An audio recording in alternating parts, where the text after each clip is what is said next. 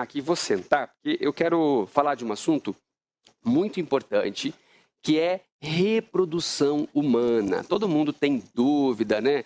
Tem casais que tentam ter filhos e não conseguem, outros, né, às vezes até conseguem, mas não vai adiante. A gente teve aí recentemente o caso da Cláudia Raia, né, que é a atriz famosa, que conseguiu engravidar, né, aos 55 anos que a Cláudia Raia tem, né? 55 anos ela conseguiu engravidar. Então esse assunto, gente, reprodução humana, é um assunto muito importante, muito interessante, e muitos casais têm muitas dúvidas na hora de tratar desse tema. Então, por isso, a gente vai receber agora o doutor Henrique Dallagnol, que é um médico especialista em reprodução humana. Pode chegar aqui, doutor. Seja bem-vindo ao Tarde na Band, tudo bem? Boa tarde. Bom? Que honra recebê-lo aqui. Prazer é todo meu. Fique à vontade. Trazer um assunto tão importante que é a reprodução humana e que muitas das vezes acaba sendo esquecido ou deixado de lado. Afeta, né, muitas famílias. Claro, né? É um assunto que a gente tem um pouco de receio, os casais têm um pouco de receio de comentar. E é verdade. Justamente porque ele está muito relacionado ao impacto psicológico que gera o fato de você não conseguir realizar o sonho de ter um bebê. Que legal. E a gente convidou o doutor Henrique porque ele é uma referência nesse assunto, né, reprodução humana assistida. E é justamente isso que eu quero perguntar agora para ele, porque todo mundo está naquela dúvida lá da Cláudia Raia, será que foi natural, será que foi reprodução, né, assistida, como é que está sendo esse processo da atriz? A atriz oficialmente fala que foi natural. O que o senhor acha, doutor? Então, é muito difícil nós comentarmos sobre esse caso pontualmente. Difícil, né? Claro, porque é uma coisa tão pessoal, né? E ela não deixou isso bem claro, se de fato ela submeteu-se a algum tratamento reprodutivo ou não.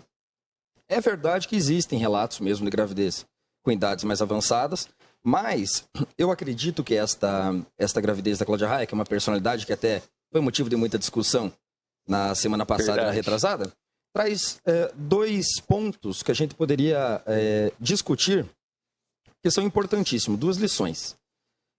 O primeiro é o que ela, de fato, estaria fazendo com 55 anos para conseguir viabilizar uma gestação, né? Verdade. Então veja que muito provavelmente ela é uma mulher que... Qualidade de saúde, né? Exatamente, uma mulher que, independentemente se ela submeteu-se, não quero entrar nesse mérito, se ela submeteu-se a tratamentos reprodutivos ou não, ela está realmente apta a gestar com essa idade, né?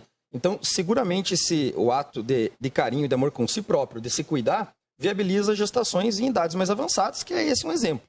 Que legal. E outro ponto que eu acho interessante é que ela traz um ensinamento que nunca é tarde para você realizar o seu sonho de ser mãe. Que legal. A gente sabe que hoje em dia existem inúmeros tratamentos da medicina reprodutiva que podem viabilizar uma gestação em idades mais avançadas.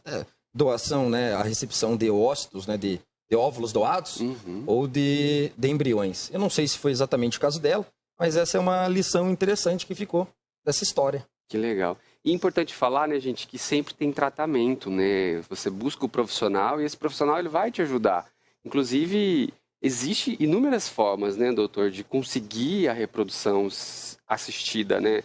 De conseguir a reprodução se você não consegue de forma natural, né? Tem técnicas, né? Exatamente. Veja que a infertilidade, ou seja, a incapacidade de conseguir ter um nenê por um período de 1 ano de tentativas é muito mais prevalente do que a gente imagina, né? Estima-se que 15% da população tem dificuldade para ter um nenê. Olha! É muita gente. E essa população específica é a que nos procura em consultório, né? É a população que a gente atende.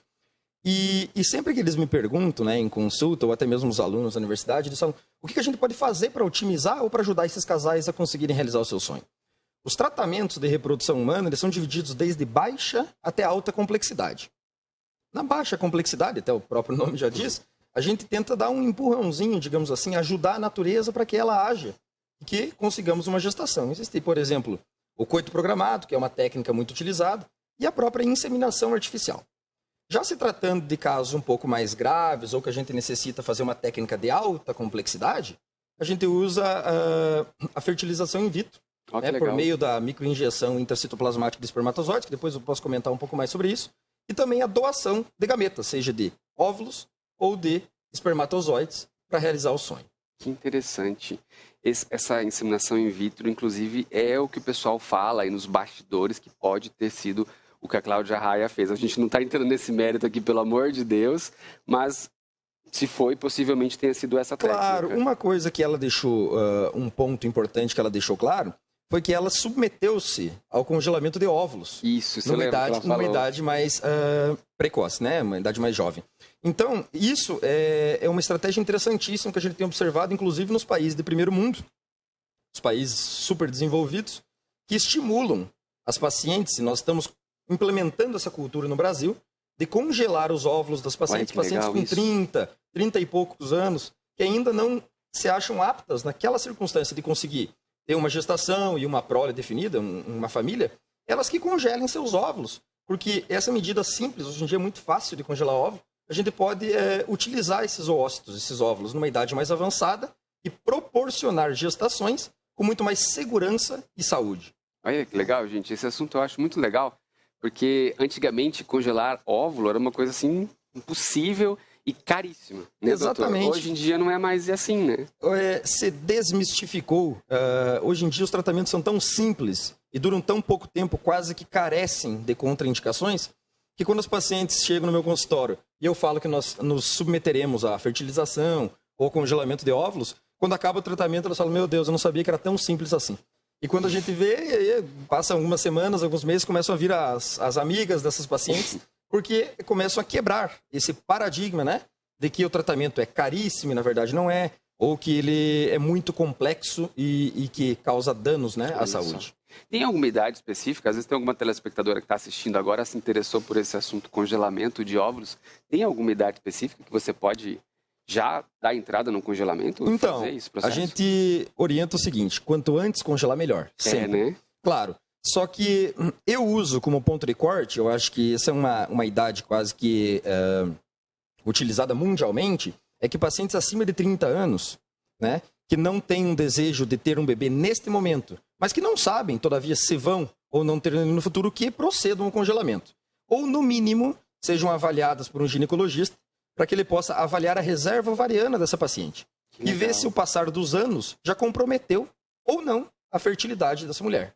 Interessante. Então, 30 anos seria o ponto assim que a mulher começa a necessitar ter esse insight. Entendi. Antes só se for em casos extremos mesmo. Claro, né? porque o congelamento de óvulos, por exemplo, para preservar a fertilidade, não é usado somente por motivo social, que é postergar a maternidade, mas também por motivos de saúde. Por exemplo, mulheres que descobrem que têm câncer de mama e necessitarão se submeter à quimioterapia, por exemplo, né? A gente sabe que esses tratamentos oncológicos são tóxicos para os ovários. Agressivos. Então, claro, então a gente pode congelar os óvulos dessas pacientes em idades mais precoces para preservar a fertilidade após o tratamento curativo. Interessante. Conversando com o doutor aqui agora, eu fiquei com uma dúvida, né? A gente sempre fica se perguntando, o que será que pode causar a infertilidade, né? Tanto no homem quanto na mulher. E aí, doutor, tem algo que a gente pode fazer talvez para tentar evitar ou isso é muito genético mesmo? Então, são múltiplas as causas de infertilidade. Né? A gente estima que 35% dos casos de infertilidade conjugal estejam relacionados ao fator masculino, 35% dos casos ao fator feminino, e em 30% dos casos uma infertilidade mista, onde um componente masculino e feminino acabam impactando na fertilidade. Mas a gente poderia citar aqui as disfunções hormonais, por exemplo, pacientes que têm síndrome dos ovários policísticos, né? Pacientes que têm disfunções de tireoide, homens que têm varicocele, por exemplo, são varizes, né, testiculares que podem dificultar o processo de maturação e a qualidade dos espermatozoides. Que legal. E casais homossexuais, doutor? O senhor também ajuda essas pessoas a realizar o sonho de ter o filho? Porque a gente vê muitos casos, né, de casais aqui na nossa cidade, inclusive, que conseguem, né, a reprodução humana assistida e conseguem realizar esse sonho, que às vezes é um sonho do casamento, é um sonho do casal ter o filho. O senhor também faz? Faço, sem dúvida. Esta é uma população que eu tenho atendido muito, que tem o maior prazer de ajudá-los a realizar esse sonho de constituir uma família, né? Que legal, então a gente sabe que hoje em dia os bancos de sêmen, por exemplo, nos proporcionam a possibilidade de casais homoafetivos femininos que realizem seu sonho de ter um nenê. A maioria que eu vejo é mulher mesmo. É o que a gente observa mesmo no consultório. E nem sempre, veja bem, é necessário fazer a fertilização in vitro. Às vezes nós recorremos a banco de sêmen para fazer inseminação artificial, que é uma técnica de baixa complexidade que dá bons resultados. Para a mulher é mais simples, né? Porque já tem, né? Exatamente. Sabe que na Europa tem um método que nós chamamos de método roupa, que está sendo muito utilizado no Brasil, que é o seguinte. Para as duas mulheres participarem do processo de gestação e o processo de ter uma prole, uma delas provém ou dispõe do óvulo, a gente recorre a um banco de sêmen, fecundamos esse ócito, claro, geramos um embrião e transferimos esse embrião para o útero da outra parceira. Que legal. Então, ambas participarão desse processo, uma recebendo e concebendo o embrião e a outra participando geneticamente, disponibilizando o seu óvulo. Não fica aquela sensação de que o filho é de uma só. Exatamente. Né? Uma vai gerar e a outra vai prover o óvulo para, geneticamente falando, poder contribuir para a geração de uma vida e de um neném. Que legal, doutor. Olha, muito legal esse assunto. Gostei bastante de tratar desse assunto reprodução humana. Inclusive, o senhor já está convidado para voltar mais vezes. Pode ser? Pode ser, com certeza. É um grande prazer aqui trazer informações para toda a nossa população aqui da região do norte do Paraná. Legal. Obrigado, viu, doutor? Prazer é todo meu.